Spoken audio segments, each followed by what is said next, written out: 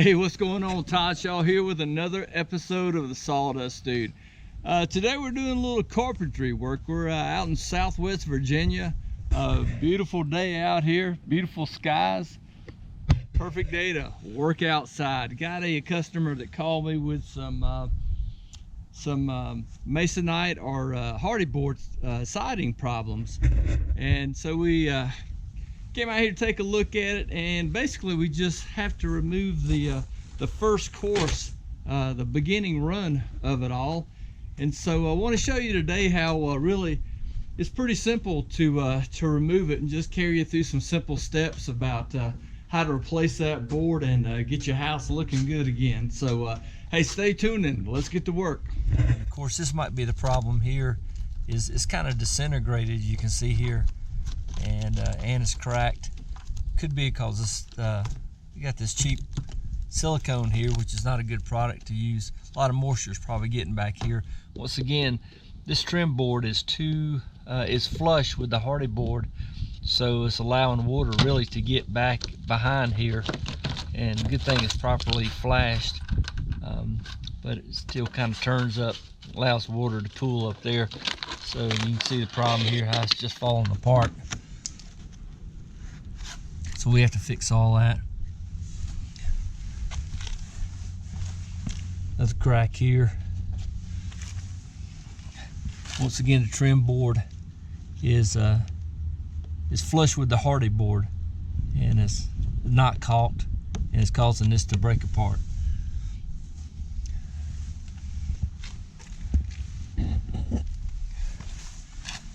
Got where the Hardie board's pushed in. That's a good 1/2 inch right there.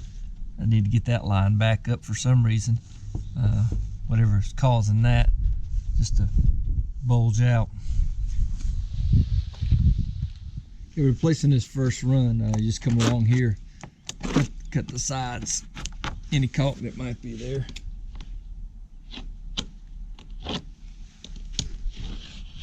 And underneath my pry bar,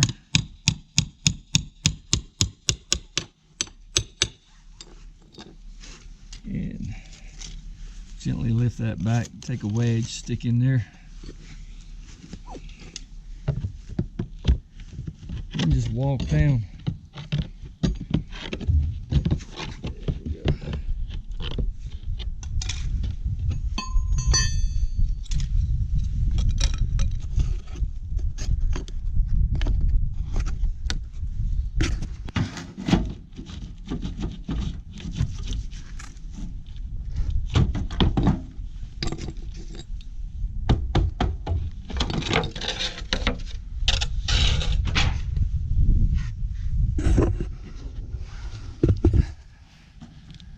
Look at all that caulk back there.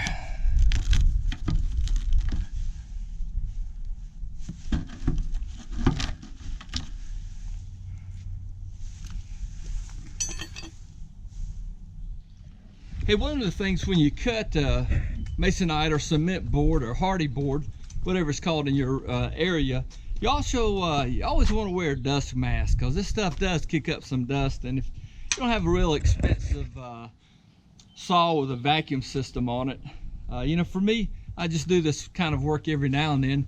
Back in the days when I used to be a trim carpenter, and we would trim out the side of the house like this, you know, we would always cutting outdoors, and we would always wear a mask. Now, you don't want to breathe in that dust, because I'm telling you, it's not good for your lungs. It'll make your babies be born naked. So just always wear a mask. And I want to show you another little trick that I use. And I just cut my board. I've got a DeWalt angle grinder with a Masonite blade on it, and it's how I make my cuts. But I also will take a leaf blower and sit it to the side, and that way it's blowing on my saw and diverting that dust, so I can see my marks as well. So that's another little trick that I like to use when cutting Masonite or a Hardie board.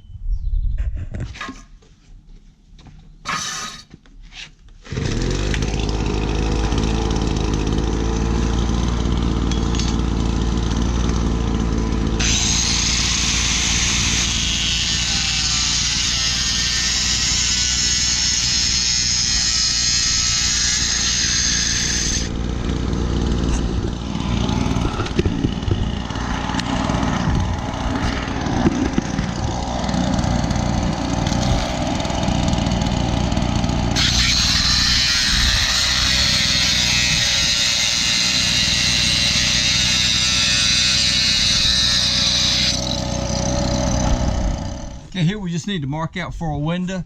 I keep the recommended gap against my trim board over here, and I just take my speedy square, slide up underneath, and transfer that line over here.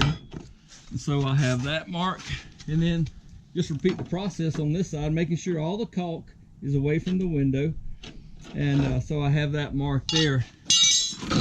Then I drop this down, square those marks down, just like that.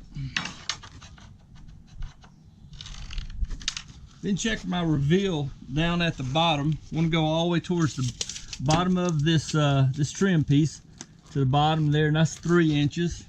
And over here, just make sure it's the same, which it's not, and that's 2 3/4. So on this end, I need to come up from the bottom 3 inches like this. Make my mark. Come over here and 2 3/4. Make my mark, and then just grab a straight edge. Transfer my line over.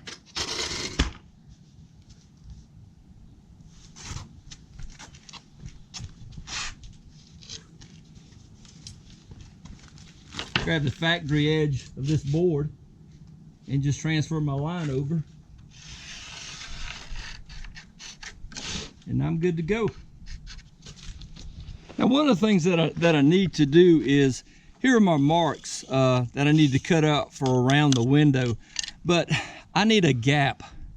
They recommend at least 1/8 of an inch gap around here. So this mark that I have here is an exact mark. Now, the thickness of your blade is called a kerf. And so what I really want to do here is, if I wanted it to be exactly, I would cut on this side, the left side of my line. But what I want to do is really not cut out my line, but I want to really kind of be to the right of my line.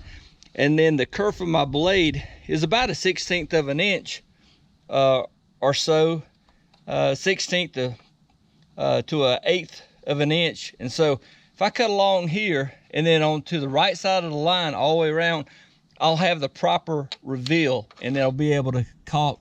That way, when this board expands and contracts, we'll be good to go and there won't be an issue. Okay, from here, run my caulk around the sides over here and along the bottom. Kind of like glue. I want a good squeeze out here. And along this edge over here, get a nice bead of caulk right there.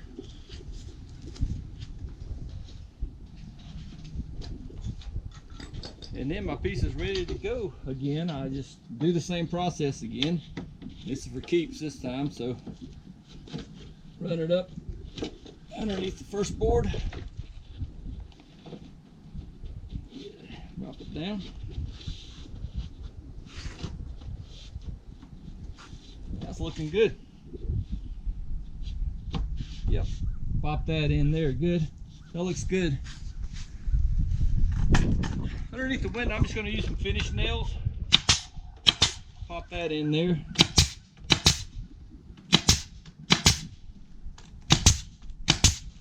Always be careful with the finish nail when you're doing this, because it kind of will curve around. Now, Hardie board, you secure the top, and so I'm going to come in about 1 inch or so on this, and over here, my second board's in the way. I want to hide my screws, and they're going to be underneath this second board. I'm just going to take a shim real carefully, just hold that out, and so that I can pre-drill my holes, and then following my marks up top here.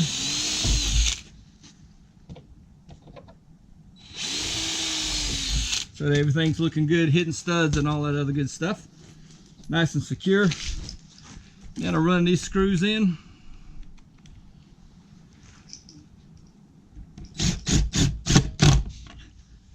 That little shim really helps, and so I can work with both hands, and it kind of is my little helper here. That's looking good, guys.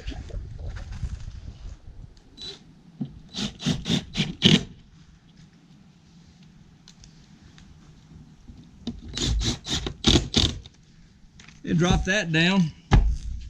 And from here, see how that's loose now, but I can just pop some nails in that and just fill that up with caulk. Always, this is what I see you guys make a lot of mistakes here. Kind of wipe off that excess. You really don't want to fill in the grooves of the Hardie board. So even in here, I can fill these nail holes in and just take a damp cloth and wipe that down, and it fills in great, because you don't want to like change the texture or the look of the Hardie board. You can tell where it's repaired and where it's been fixed, or where you nailed it, or where a joint is, you know. So the whole idea behind this is to make it look seamless as possible.